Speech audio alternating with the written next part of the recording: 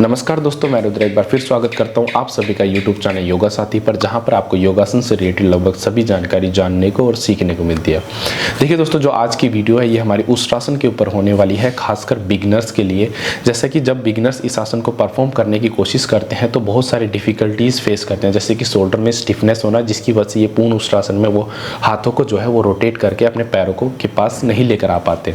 दूसरा, upper back की कमी के कारण वो अच्छे तरीके से इसको परफॉर्म नहीं कर पाते। लोअर बैक में कमी की होने की वजह से इस आसन को परफॉर्म नहीं कर पाते, या फिर टेक्निक में कमी होने के, जैसे हम जिस टेक्निक से इसको सीखना चाहिए, जो प्री प्रैक्टिस इस आसन के लिए जरूरी है, उन सब के बारे में नॉलेज ना होने की वजह से इस आसन के परफेक्ट अलाइनमेंट तक वो नहीं पहुंच पाते।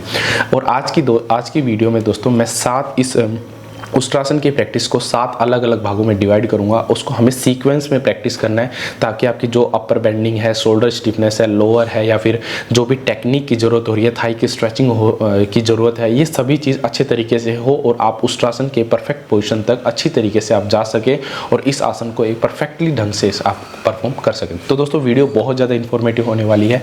वीडियो को लास्ट तक जरूर देखें। अगर आप चैनल में नए हो तो हमारे चैनल को सब्सक्राइब करके हमारे साथ जुड़ सकते हैं। तो चलिए फिर शुरू करते हैं। तो दोस्तों, स्टार्ट करते हैं उष्ट्रासन के लिए प्रैक्टिसेस। उष्ट्रासन के प्रैक्टिसेस जैसे मैंने आप लोगों को बताया कि 7 स्टेप में डिवाइड करना है और सातों पार्ट्स में हम अलग अलग चीज़ों को स्ट्रेच करेंगे। जैसे पहला पार्ट जो है हमें अपर बैक के लिए और शोल्डर की स्ट्रेचेस के लिए करना है, उसके लिए हमें व्हील का सपोर्ट लेना। अब व्हील को आपको इस तरीके से रख सकते हैं। व्हील अब जब हम करते हैं तो व्हील मूव होने के या फिर साइड में गिरने के चांसेस होते हैं, तो आप आगे पीछे इस तरीके से ब्रिक्स को लगाकर जो व्हील है उसको फिक्स कर सकते हैं, ताकि आप अच्छे से स्ट्रेच कर सकें। अब करना क्या है, आपको व्हील के जैसे जहाँ पे ये व्हील है अपनी बैक साइड में व्हील को रखना है, और व्हील को जो है वो इस तरीके से प्लेस करें कि ये आपके अपर बैक के ऊपर व्हील की पोजिशन है। अब क्या करना है, आराम से इसको सपोर्ट लेते हुए इस तरीके से यहाँ पे लेटना है। अब दोनों पैरों के बीच में थोड़ा सा गैप रखना है और पैरों को फोल्डेड रखना है। आपको स्ट्रेट नहीं रखना, फोल्डेड रखना है, ताकि आप हिप्स को भी नीचे की तरफ पुश कर पाओ। यहाँ पे क्या करना है, अपने दोनों हाथों को सामने स्ट्रेट करते हुए फिंगर्स को इंटरलॉक करना है और इनहेल करते हुए पीछे की तरफ इस तरीके से हाथों को स्ट्रेट करना है। 2 चीज़ों का ध्यान रखें। एक तो जो आपका जो व्हील वाली जो ये पोजीशन होती है ना, जो ये सरफेस है, ये आपकी मिडल बैक पे लगे, जहाँ पे आपका स्पाइन है उस पोर्शन पे लगे। एक साइड ज़्यादा या फिर एक साइड कम ना लगे।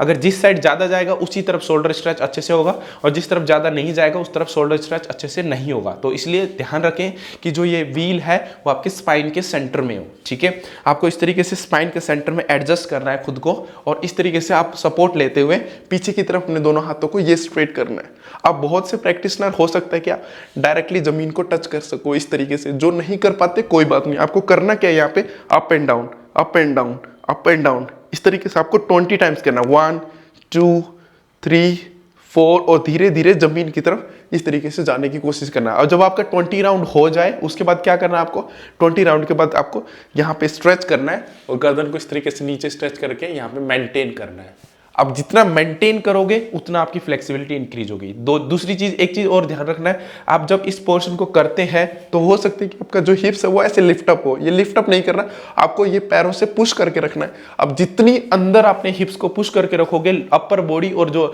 अपर बैक और मिडल बैक है वो उतनी अच्छी तरीके से ओपनिंग होगी। ठीक है, तो ये हमारी फर्स्ट प्रैक्टिस थी, जो कि व्हील सपोर्ट से हमें करना है, अपने हाथों को सीधा रखें। ठीक है, रिलैक्स। दोस्तों, फर्स्ट स्टेप के बाद स्टार्ट करेंगे सेकंड स्टेप। फर्स्ट स्टेप हमने शोल्डर के लिए और अपर बैक के लिए किया। जो सेकंड स्टेप है हम लोअर बैक के लिए करेंगे, और को किस तरीके से करना है उसको हम सिंपल उष्ट्रासन में करना है। देखिए, सिंपल उष्ट्रासन सिंपली हम किस तरीके से करते हैं, अपने नी को ज्वाइन रखना है जितना हो सके। ठीक है, थोड़ा सा ओपन चलेगा, लेकिन बहुत ज्यादा ओपन नहीं करना। बहुत ज्यादा ओपन करोगे तो हिप्स की जो प्लेसमेंट होती है वो सही तरीके से नहीं होगी। हिप्स की प्लेसमेंट जो होती है वो सही तरीके से नहीं होगी, और जो बैक आपकी ओपनिंग होगी वो अच्छे तरीके से नहीं होगी। तो इसके लिए क्या करना है, आपको इस तरीके से ना नी के ऊपर स्टैंड होना है, नी के ऊपर खड़े हो जाना है इस तरीके से। दोनों पैरों के बीच में थोड़ा सा गैप आप रख सकते हो, कोई दिक्कत वाली बात नहीं। अपने बैक के ऊपर पुश करते हुए अपने हिप्स को आगे, अपनी बैक पर अपने हाथों को प्लेस करते हुए हिप्स को आगे पुश करना है। जब आप हिप्स को आगे पुश करोगे तो लोअर बैक पे आपको स्ट्रेच फील होगा।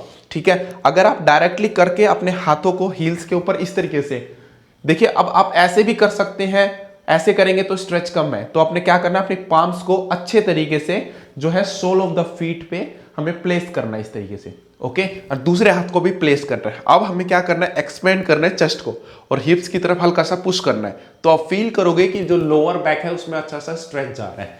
ठीक है, ध्यान रखना है कि घुटनों के बीच में ज्यादा गैप ना हो। अब जो प्रैक्टिशनर डायरेक्टली अपने हाथों को हील्स के ऊपर नहीं रख सकते, वो क्या कर सकते हैं, ब्रिक्स का सपोर्ट ले सकते हैं। कैसे ले सकते हैं, देखिए जो बिल्कुल ही बिगिनर्स है वो अपने हील के साइड में अपने ब्रिक्स को इस तरीके से रखेंगे और अपने दोनों हाथों को रख के पुश करेंगे, ठीक है। जो थोड़ा सा और कर सकते हैं वो अपने ब्रिक्स को इस तरीके से रखेंगे थोड़ा सा और इसको फिर पुश करेंगे, ठीक है। और जो अच्छे से कर सकते हैं अपने ब्रिक्स को हटाकर हील्स के ऊपर रखने की कोशिश करेंगे, ठीक है। लेकिन आपको अच्छे से नीचे की तरफ हाथ को लेकर जाना है, हिप्स को आगे पुश करना है, चेस्ट को एक्सपेंड करना है और नॉर्मल ब्रीदिंग करना है।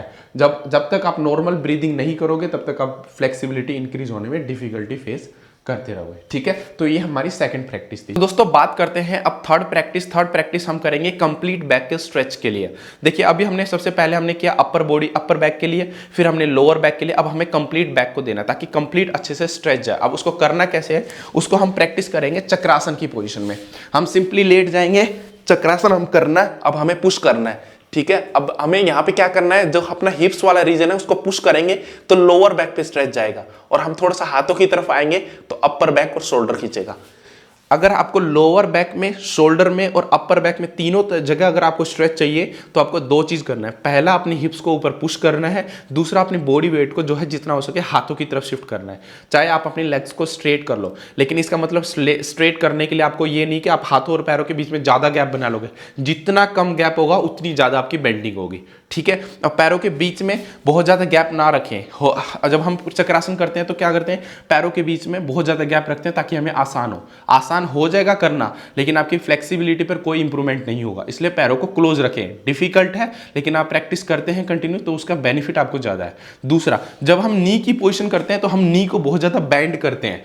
नी हमारा बहुत ज्यादा बैंड होगा तो दोस्तों जो बेंडिंग है वो मैक्सिमम आपकी नी की वाली पोजीशन से हुई, आपकी बैक से नहीं हुई। तो नी को जितना स्ट्रेट करोगे उतना आपकी लोअर बैक स्ट्रेच होगी, और लोअर बैक को स्ट्रेच करने का मतलब नी को जितना हो सके स्ट्रेट रखना है और अपनी हिप्स को ऊपर पुश करना है। तीसरा, जब आप चक्रासन करते हो जो हमारे नी होते हैं ऐसे बाहर की तरफ खुल जाते हैं। अगर बाहर की तरफ खुलते हैं तो हिप्स की प्लेसमेंट जो है वो अच्छे तरीके से ना होने की वजह से आपकी बेंडिंग हल्की हल्की इंक्रीज तो होगी लेकिन वो एक्यूरेट वे में नहीं होगी। जब आप धनुरासन या फिर चक्रासन या फिर राजकपोतासन, नटराज आसन, कोई से भी आसन करोगे तो आपकी हिप्स की प्लेसमेंट अच्छी तरीके से ना होने की वजह से आपका वो आसन भी परफेक्टली नहीं होगा। तो कोशिश करें कि इसको प्रॉपर अलाइनमेंट के साथ करें।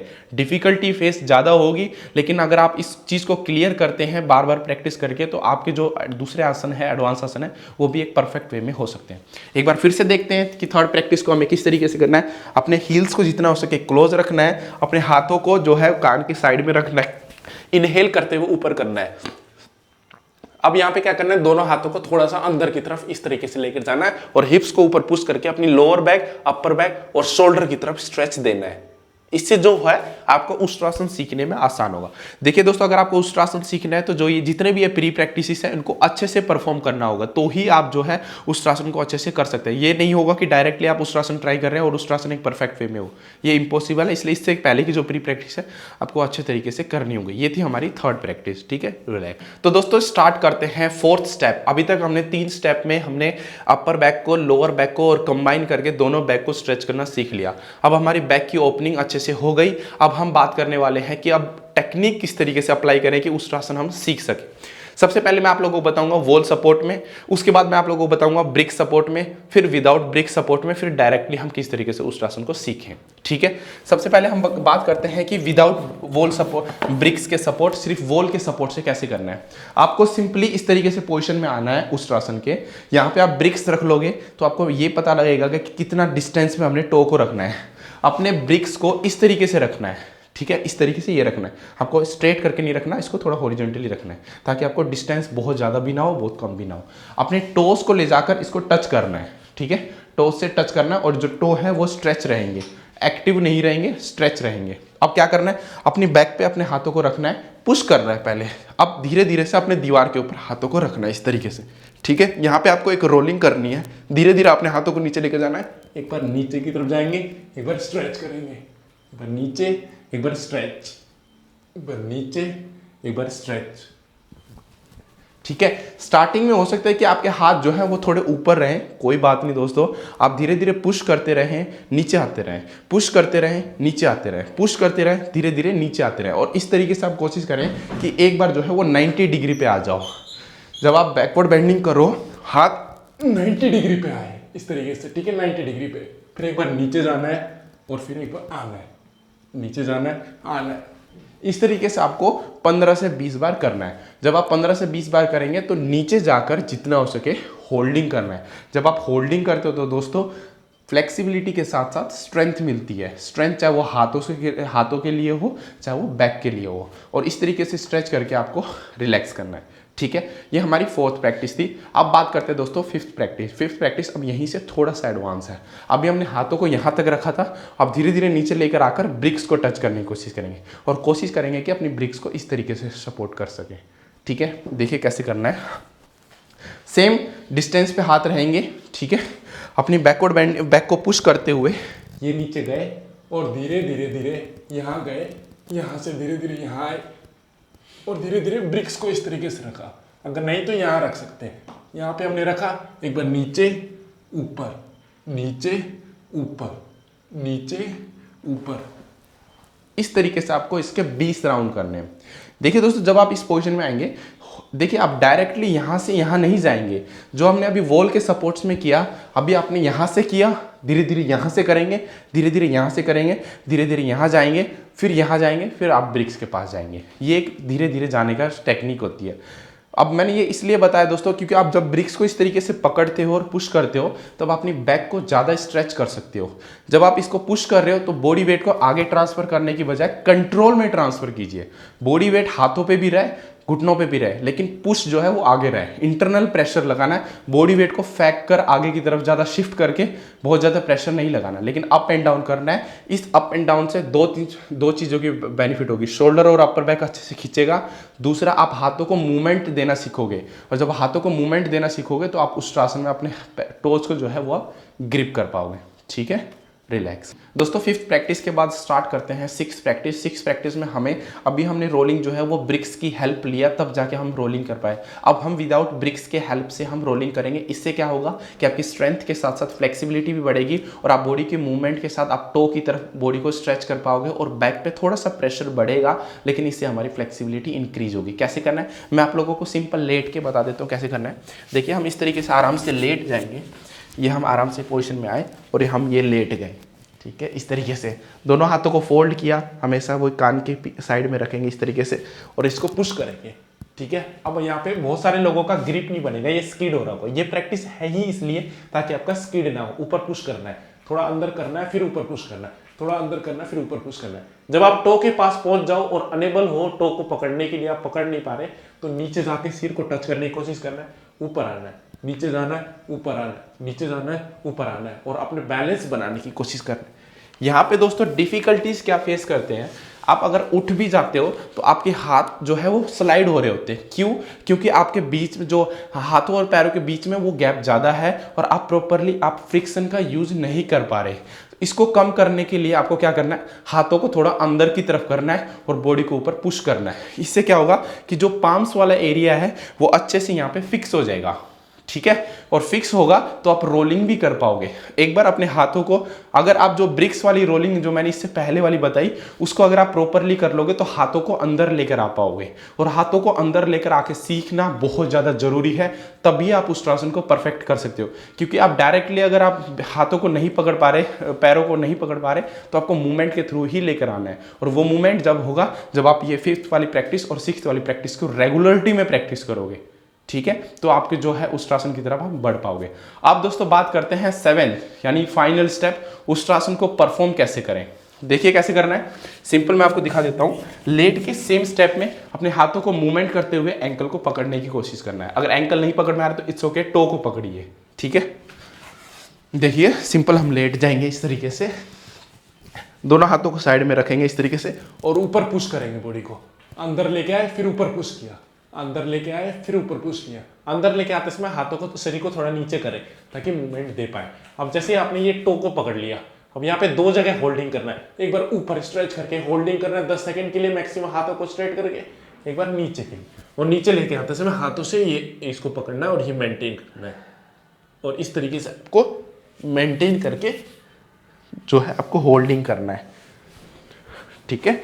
और इस तरीके से आप स्ट्रेच करके जो उष्ट्रासन को है आसानी से सीख सकते हो। स्टार्टिंग में मेंटेन करना थोड़ा डिफिकल्ट हो सकता है, आप पार्टनर का सपोर्ट ले सकते हो ताकि वो आपकी बैक को सपोर्ट कर सके और आप उष्ट्रासन को ऊपर की तरफ पुल कर सको और बैकवर्ड बेंडिंग को स्ट्रेच कर सको।